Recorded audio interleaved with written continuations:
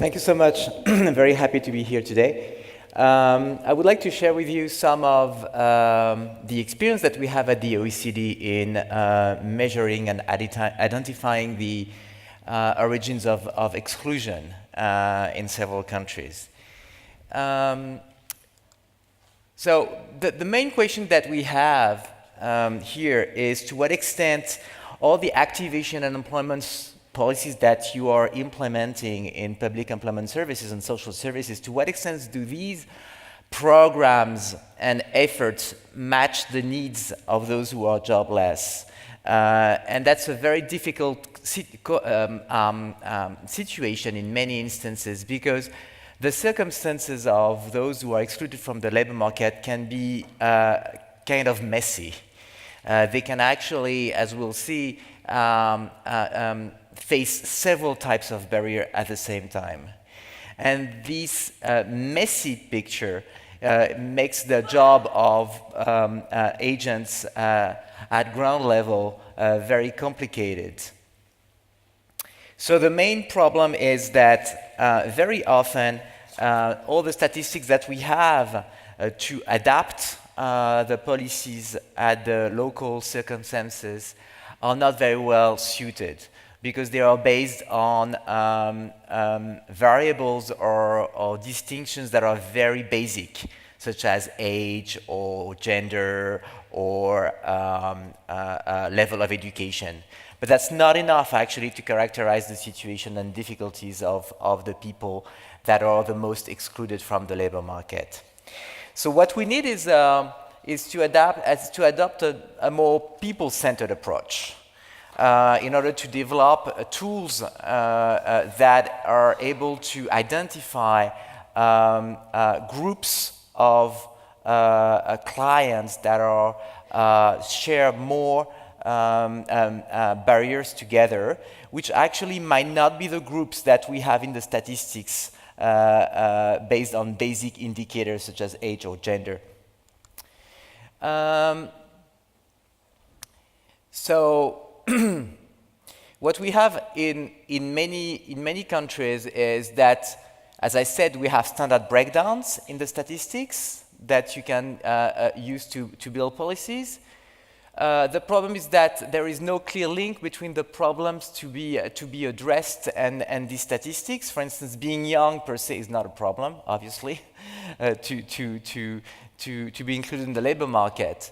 And most of these information that we have on people who are jobless are individual based, meaning that we are actually missing everything that's happening at the family level. And as we know, and as you know, many of the barriers happen at home. So you need to understand the family context and circumstances in order to address a number of these barriers. And this is not in the statistics. So there are in-depth profiling systems in most OECD countries now, obviously also including in Norway. But these systems have been designed usually by the Public Employment Service. So they're here to serve the implementation of activation programs at the ground level, mostly for job search purposes. They are not used for higher level policy dialogue, usually. What you know from this profiling is rarely used at a higher level to discuss about the adequacy of policies with the needs of various groups. These profiling systems may not capture all the circumstances that are really important for key policy areas. I mean, for instance, when you do your profiling of job seekers in terms of the chances to go back quickly to employment, you might actually know something about their personal situation, such as the care responsibilities or the incentives. But in most countries, it's rarely recorded in the system. This is the kind of information that is left to the agents for an assessment. It's the kind of information that is not recorded. And this is really too bad, because it's extremely important in order to account for the main barriers. And also the other problem with these existing profiling systems is that they usually are not adapted to inactive people. Or to say it in other words, social services in most countries do not use these profiling systems. They are usually used only for registered job seekers, not those who claim social assistance.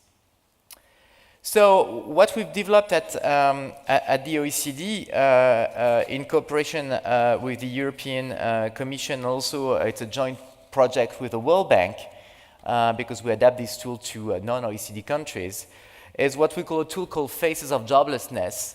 And we have used this tool as the basis for policy reviews that we call Connecting People with Jobs. So the objective is to provide a systematic view on the complex circumstances of jobless people in each country. And we want to align these statistics and the indicators with the real-world experience of these people. So the objective is really to come up with a mapping of groups that share similar barriers and problems and policies, and to identify the gaps. And this mapping then helps to build a dialogue at a higher level, to see how we can fill the gaps and how various administrations or services should work together. So this is the basis for higher level policy dialogue. Also, it serves to consider the priorities. Where should we put the money? As my colleagues just said, actually, all these benefits and all this support cost a lot of money. So if you want really to invest for the future and put your effort where it's really needed, you need to identify the key priority groups. And these groups cannot be just defined as lone parents or young people without skills. Actually, it's more complex than that. Then we need also to understand why some approaches are working better than others. And that's where actually the policy benchmarking is really important, and the evaluation. And so how do we proceed with this approach, where we go from, we have a bottom-up approach. We first start by selecting a population of interest. In some countries, for instance, we've selected we mapped the entire population of working age who are not into employment. In some other countries, we look, for instance, only at subgroups such as the long-term unemployed. And to select this population, we rely either on survey data. So there are a number of data that have a lot of information on family context and health context, called the living condition surveys. And for some countries, we also use administrative records. And in some countries, we mix the two to come up with these groupings. Then we measure the employment barriers for these populations, and I'll come back to this categorization of the barriers into three components: the capabilities, the motivation, and the opportunities that can be barriers to employment. I'll go back to this in a second. Then we identify the policy-relevant groups using statistical clustering based on groups that share the same kind of barriers. And then we try to figure out who are actually these people. And we come up with priority groups that represent certain shares of the population, and that more or less are further away from the labor market. And that actually serves as the discussion to actually figure out exactly what group should be the priority for your policy implementation. And then we map these groups and their barriers with the existing policies. What do you have to serve lone mothers who lack employment experience and who have very low skills and caring responsibilities? Or what kind of policies do you have to help young people with mental health problems who live in remote areas and have this kind of distinctions? We can also map the policies geographically, because sometimes you have discrepancies geographically in terms of access to childcare, for instance, support, or work experience programs. And then the last phase is a policy evaluation, if we go for the review. And then we actually review all the policies and we look at notably how it is implemented. So out of this exercise, we can come up with first growth statistics on exactly what are the untapped sources of employment growth, because at the end of the day, that's what it is, right? As you said, you have 20% of the working age population in Norway who is receiving some sort of benefits and not employed. That's untapped source of employment. And in the context where you have a declining employment rate, which is unfortunately the case in a number of OECD countries, including Norway, this is very important to identify where you can actually tap in terms of job employment opportunities. So we did this kind of analysis that I just mentioned in 6 countries, and we have 6 other countries ongoing right now. So we did Australia, Estonia, Ireland, Italy, Lithuania, Portugal, Spain. And what I'm showing here is just the average of these 6 countries. So it's gross, but it's just illustrative. So you have basically 6 groups. A first group this is the breakdown of the population who is either jobless or who has limited attachment to the labor market. Okay, so these people either are not working at all, either they're inactive or unemployed, or they work, but they work just a few hours per month. Or just a few weeks per month, and they have very limited earned income. So in this population of interest, well, you see that actually these are actually the first 2 parts of the column. The 26% here are those who are out of work, and the blue are weak and labor market with weak labor market attachments. So if you try to break down these 2 categories, what you see is that a lot of them actually in these countries have domestic tasks and caring responsibilities. Okay, and that the unemployed are actually only a fraction of them, those who are actually looking for a job. So, and there's a number of them as well, like a bit less than a quarter, who are unfit to work for many reasons, including health reasons, but not only health reasons, sometimes social reasons. And if you look at the blue section of the bar and you try to decompose, you see that most of them have unstable jobs, fixed-term contracts or platform jobs, for instance, and go back and forth between unemployment and employment. And a significant number of them also have restricted hours, like it's part-time work, which is involuntary. And there as well, you probably have some effort. So what's interesting here is that actually the proportion of unemployed in this mapping is actually a minority of people, okay? And you also have to develop policies to try to tap into the other categories if possible. So now, what are these barriers to employment or permanent employment or full-time employment? Well, we have a framework where we use three categories. The first 2 ones are related to what we call the labor supply, the worker side, and the last category is on the demand side, the firm side. So the first 2 categories, the first category is just capabilities and capacities. Some people cannot find jobs because they don't have the skills, or they don't have work experience, or they have health problems, or they have caring responsibilities.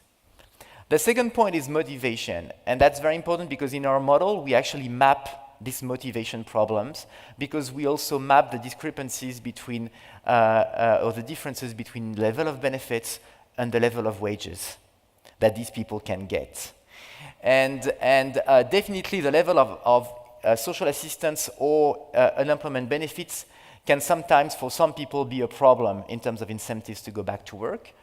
Also, the tax burden on in-work earnings. Some people start working, but they lose all of their benefits, so there's basically very little incentives to go to work. Some people have non-labor incomes, obviously, some of them, and some have also rely on earnings from other family members. And that's a problem because these earnings are not always declared and you don't see them in the statistics. You need to rely on surveys, especially for young people.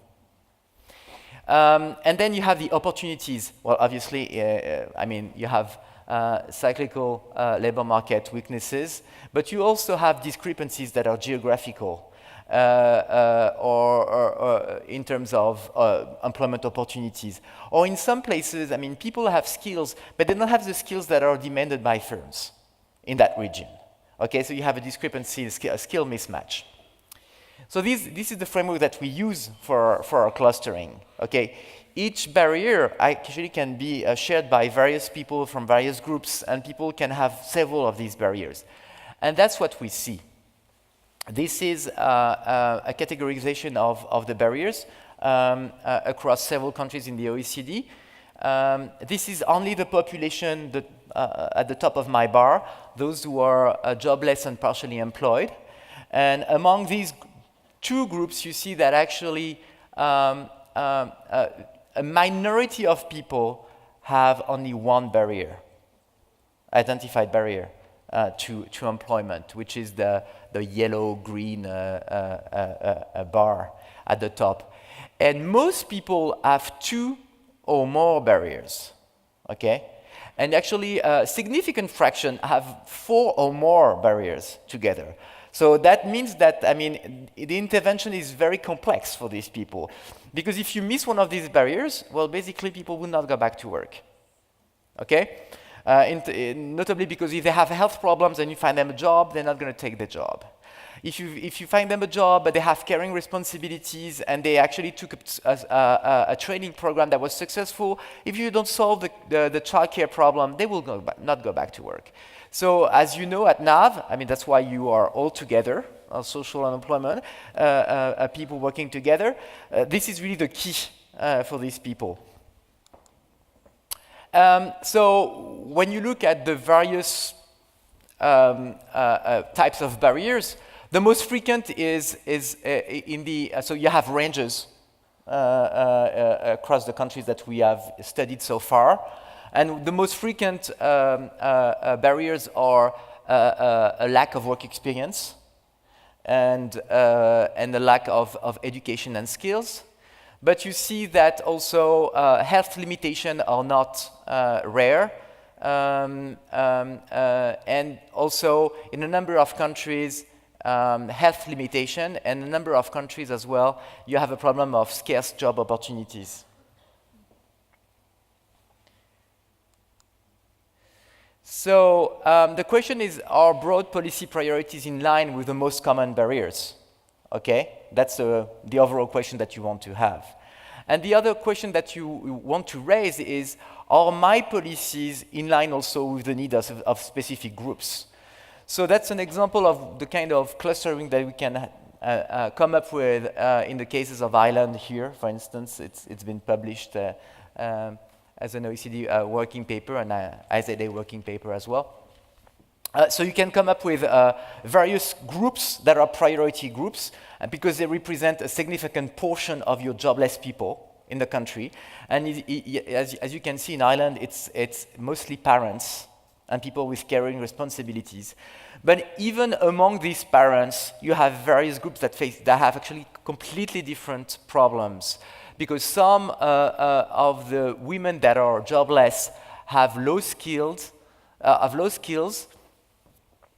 and low work experience. Okay, some other are actually pretty much skilled. They rely on the earned income of their husband or partner, but they have low work experience because they haven't worked in years. And some parents are very vulnerable economically because in these families, sometimes the two parents are not working, they have caring responsibilities, and they are very removed from the labor market and living in areas where there's no job opportunities. So even the faces of these parents who are jobless are very, very different, and the policies and strategies to bring them back to employment can be very different. So the question is, which group should be a priority for policymakers and employment services and social services?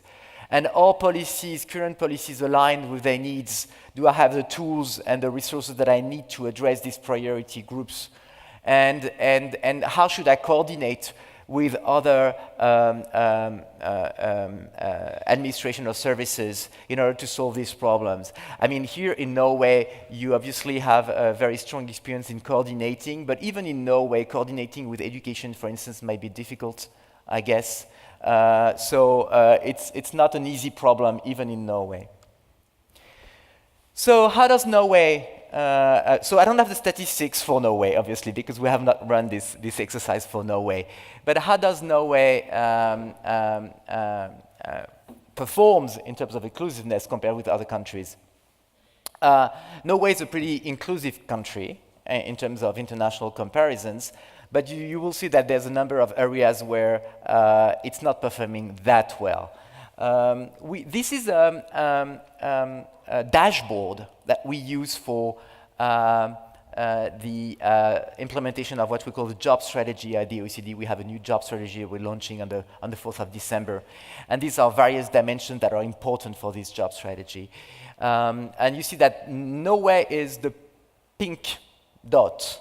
It's usually at the right hand of these various dimensions, which means it's performing pretty well. Sometimes very well. So in terms of earning quality, Norway is performing well, notably because as well there is very little inequality. Labor market insecurity, Norway is also performing very well for two reasons, because first, the unemployment rate is very low, and second, the level of benefits is pretty high, so the security is very high. Job strain, Norway performs very well as well. The low income rate is not that good because you still have a significant portion of the population that earns just above the minimum thresholds that are set. So the low income rate is not that low in Norway. The labor income gap is pretty good. And one of the reasons is notably because the labor income gap is the gap of earned income between men and women. So you have two components. One component is the share of women who work, and Norway is doing super well in this respect. And the other component is the difference in hourly wages across people. And the last point is the employment gap for disadvantaged groups. And here again, Norway is doing good, but could do better because there's a number of groups that are performing less well.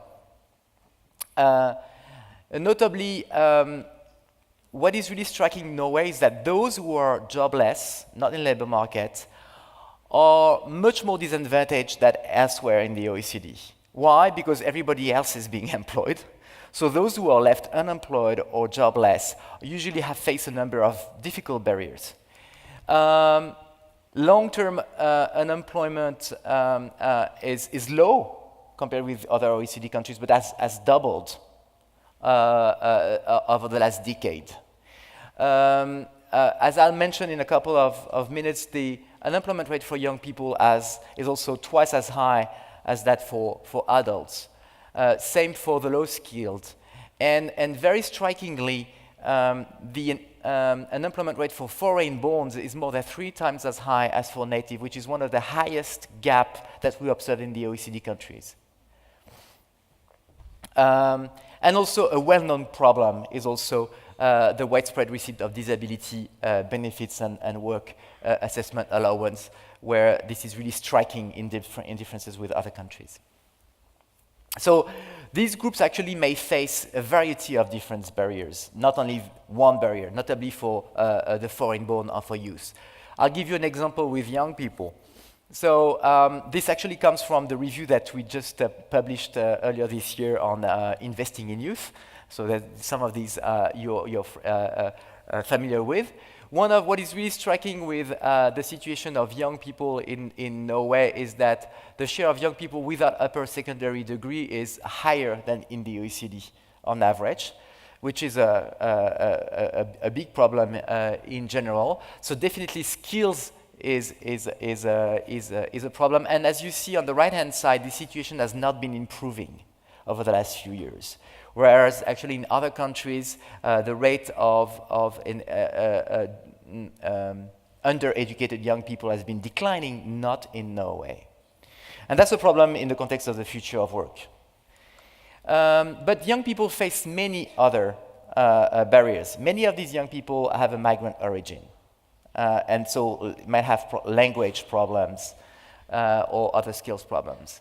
Also, the young people, we call them NEETs because they're neither employed or in education or training.